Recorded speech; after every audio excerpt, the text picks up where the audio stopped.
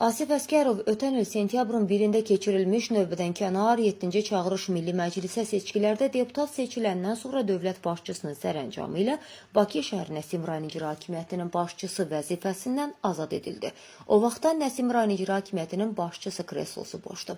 Həmin vəzifəni müvəqqəti olaraq icra hakimiyyəti başçısının mavini Zahid Xəlilov icra edir. Özü də necə? Hazırki vəziyyət budur ki, rayon icra hakimiyyəti aparatında vətəndaşların qəbulu ilə məşğul olan müraciətlərinə baxan yoxdur.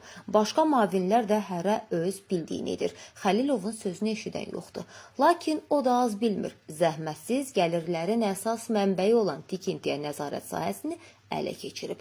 Xəlilovun bu işdə ən yaxın silahdaşı rayon icra hakimiyyətinin memarı Ələsgər Rüstəmovdur. Əslində onların qeyd olunan müstəvidə işləri iş görməməkdən, daha doğrusu qanunsuz tikililəri aparan şəxslərə səni görmüşük, sən də bizi gör deməkdən və göz yummaqdan ibarətdir.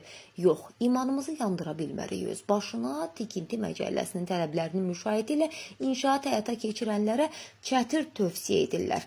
Bununla bağlı Cümhuriyyət Aza daxil olan məlumata görə Nəsimi rayonu Mir Cəlal küçəsi 254 ünvanında Həsən Seyidbəyli küçəsinin kəsişməsində yerləşən Çinar restoranının arxasında qanunsuz kabinetlər inşa edilir. Öyrəndiyimiz qədərincə sözgedən kabinetlərin inşasına görə icazə alınmayıb. Bu isə Şəhərsalma və Tikinti Məcəlləsinin tələblərinin pozulması deməkdir. Bu naqisliyi Nəsim rayon icra hakimiyyətinin də, Bakı şəhər memarlıq və Şəhərsalma baş idarəsinin də, Fövqəladə Hallar Nazirliyinin Tikintidə Təhlükəsizliyə Nəzarət Dövlət Agentliyinin də, Ekologiya və Təbii Sərvət Nazirliyinin Müvafiq Ərazi İdarəsinin də görməmələri qeyri-mümkündür.